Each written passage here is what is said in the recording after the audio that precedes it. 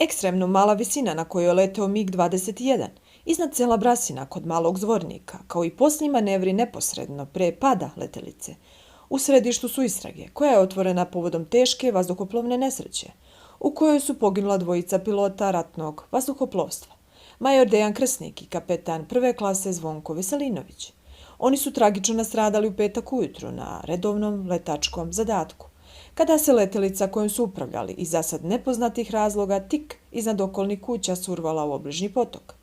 Prve informacije iz istrage zasad isključuju neispravnost letelice, a tok dalje istrage usmeravaju na izuzetno malu visinu i eventualno ljudski faktor u upravljanju letelicom. Vojni istražitelji zasad su na stavu da je posada pokušavala da na veću visinu izvuče avion, koji je još iz nepoznatog razloga izgubio silu uzgona. Time se objašnjavaju posljednji manevri pilota, okretanje aviona kao i odbačen rezervoar letelice, koji je završio u obližnjem Alnjaku. Šta je dovelo do tragičnog ishoda?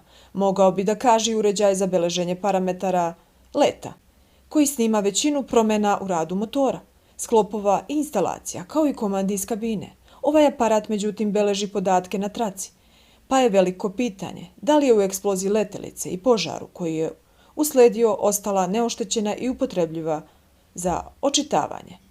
Ovi podaci, ukoliko su sačuvani, bit će poklopljeni sa planom leta i komunikacijom pokojnih pilota sa operativnim centrom u komandi.